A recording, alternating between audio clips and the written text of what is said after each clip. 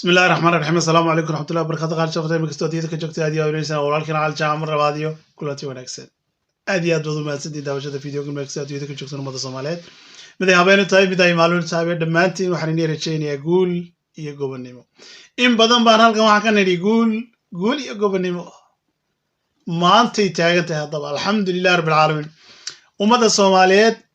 مدير مدوين قبض ويل أضي إسلام dhammaan hambalyaal kan uga daray alxamdulillaah rabbil caalamiin ilaahay ba mahad leh oo kuukuyada inooga reeyay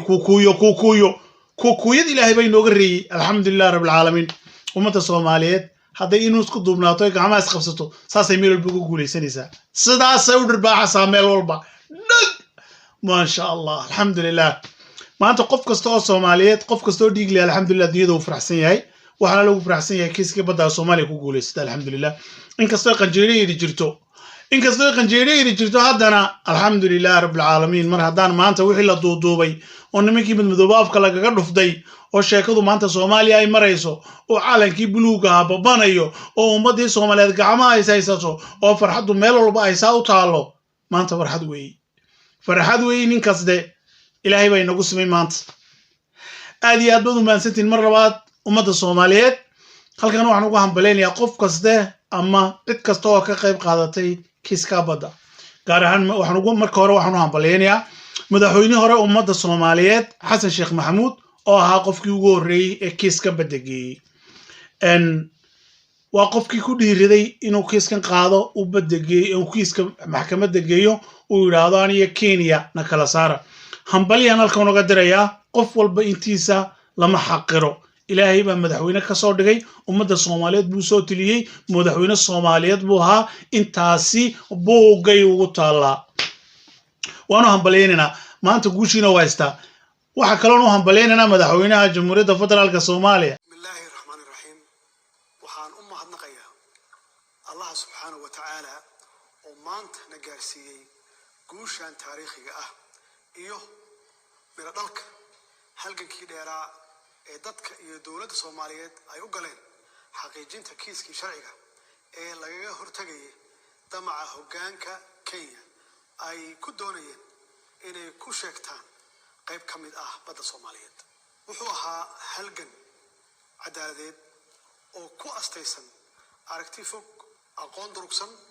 dhiiranaan wadaniyad ilaalinta ammaanada ummadda iyo difaaca dalka iyo dadka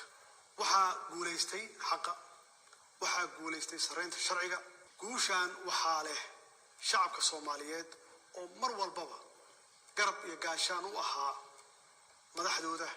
iyo dawladda ay doorteen mar walba oo ay shacabku ku midoobaan wadaniyadda una midoobaan difaaca dhulkooda waa kan maanta oo kala ah oo aan ku joogno guul noo soo wada hoyatay waxaan u mahadcelinayaa maxkamadda cadaaladda adduunka oo u helisay sareynta sharciga xukunkani waa astaan aad u qurux badan oo markhaati ka ah hufnaanta iyo daahfurnaanta maxkamadda ICJ waxaa bogaadin mudan baarlamaanka isteedaad ee qaatay go'aankii aadka u qaraaraa ee taariikhiga ahaa kaasoo saldhig u ahaa guusha aynu maanta haysanno kadib markii ay ilaaleen heshiiskiis afgaradka ahaa ee Kenya ay mar walba ku andacoonaysay iyagoo meel mariyay qaraar ay ugu magac dareen dhaxal dhowr waxaa xusid mudan doorkii sharafka lahaa ee uu qaatay madaxweynihii hore ee dalka walaalkii Xasan Sheekh Maxamuud oo bilaabay geedi socodkii cadaaladeed ee lagu difaacay badda Soomaaliyeed ee ay sheegatay Kenya sidoo kale waxaan hambalyeynaa shacabka ummadda Soomaaliyeed qof kasta oo meel kasta uu joogo qof qalbiga ka diiday qof niyadda ka diiday qof maalkiisa horay qof codkiisa horay qof kasta oo hambalyeynaa alxamdulillaah rabbil caalamiin qof kasta oo in qofkii hal cod ku darsaday wuxuu hiiliyay wixii xaqi ilmihiisa uu ku lahaa dalka uu hiiliyay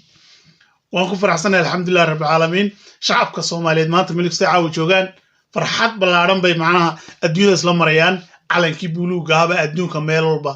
walba babanaya meel kastoo adduunka laga joogo ummada Soomaaliyeed calankii buluuga baa isqabsaday waxa kaloo yaab dhacday wuxuu ka dhacay maxkamadda horteeda maxkamadda horteeda ayuu dhibtii adduunyada wixii ugu weynaa ka dhacay waxa dhacay ma taqaanaa qof Kenyan uu jooga waa la waayay Soomaaliya calankii buluuga mooyaan walilada waa hado dadkii joogay maxkamadda horteeda waxaad moodaa inay u go'aaminayaan ma sha Allah Soomaali guul ma sha Allah ila daawo hadaba bal dadkii maxkamadda joogay waa kuwan ku taala Netherland taasi oo kaga dhigneed in dacwadaasi la soo aftirgeliyay dadba ay Soomaaliya ku raacday guusha samarkaasna dawladda aad u ballaaran ay sameynayaan dadyo Soomaaliyeed oo ku kalsoon dunida daafeed oo ku aashuwa ugu riyaaqay in aan ka guuleysan wadarka calankii Soomaaliya ayaa jidadka magaalada haysta calankii Soomaaliya ayaa jidadka magaalada haysta ma sha Allah taas waxay cadeynaysaa war ummadan Soomaaliyeed haday meel u jeesato darbigaas jifinaysa wallahu billahi ta'ala rabbiga khaliqun ma celin kartaa ma jirto hanbaliya mar labaad dadku maanta mideelad baraha bulshada waxay aad macnaha waxay heesahay waxay wadeen macnaha heesii hore laga hadli jiray ummadda Soomaaliyeed qaranka ka hadlay laakiin wax aad soo jiitay dhaanto ummadda Soomaaliyeed ay maanta baraha bulshada gaar ahaan TikTok ay aad isku dhex mareen bal dhaantaas ay nila wadaagaya maanta ila daawada hadda dhaantaas waxay ka hadlayso iyo ereyada ku jira waxay ka turjumayaan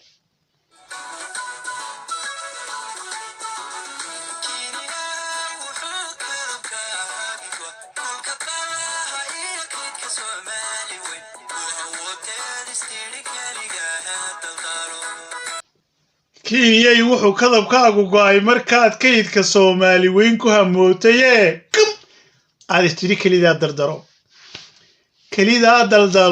Kenya wuxuu kadabkaagu go'ay markaad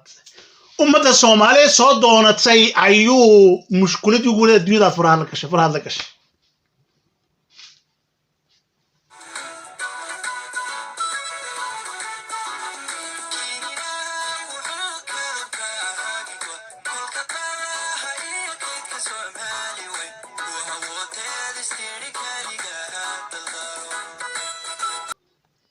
miyuu daldalan karaan geesiyay leedahay ummadda Soomaaliyeed baana u joogta hadduu mooday dadkan hurdaa inay dhinteen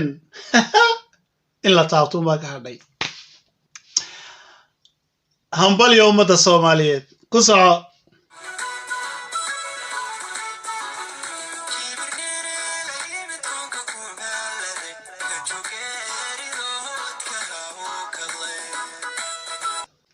kibir ruux ila yimid wariyaa ilaahay yaqaano ilaahay ubadiisa yaqaan wareeda warimankii Kenyankii midmoodobad ba isku galeen wallaah wariyaa Soomaali ilaahay wadiga weyno waxa ilaahay ba Soomaali naga dhiliyay alxamdulillah rabbil alamin si kasta aan isku cunno si kasta aan isku dilo laakiin kani biyama kan ma aragtay waleey tolakata kani biyama akhi biyama kan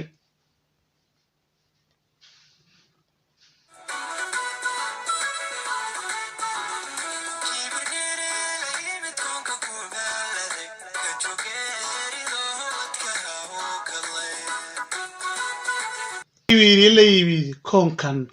kuma lade ka joogeerido wadka hawlkalay ka joogeerido wadka hawlkalay Soomaaliyi guulaysanay badeeni xuduud loo sameey bir adag la dhexdhig su'aashu waxay tahay hadaba nimankii midmadooba maxay sameyn doonaan talow Soomaaliya haddaan qalin iyo cod iyo wax ku guulaysanay isku diyaari xaalad kasta oo ummadda Soomaaliyeed soo wajahda gaar ahaan dhalinyarta Soomaaliyeed waa inay isku diyaarisaa xaalad kasta oo ummadda Soomaaliyeed dalkeena iyo dhulkeena soo wajahda waa la isku diyaariyaa ugu waqi waxa ka galay maxay ka galbay rako ka gal ma maantay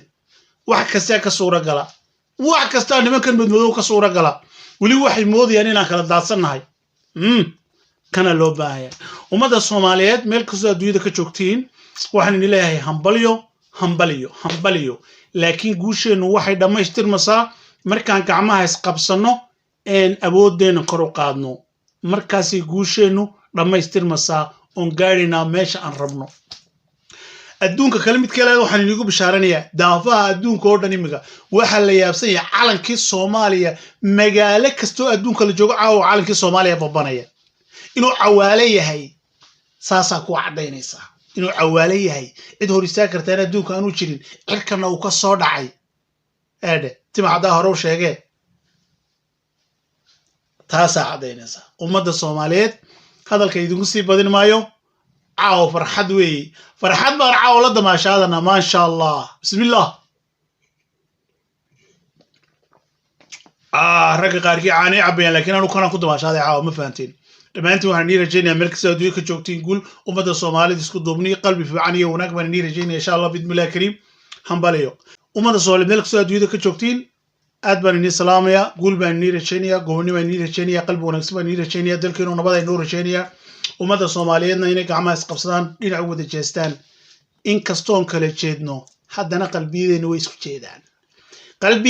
isku jeedaan aad iyo aad baad u mahadsantihiin meel kasta adduunka ka joogtiin oo walaalkiin Cali Jaamac farxadan ila qaybsaday assalaamu calaykum waraxmatullaah wabarakaatu Soomaaliya tooso isku tiirsaday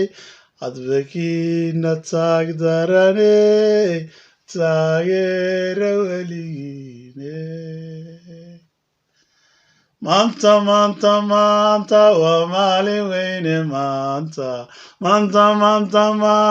magaan banaane maanta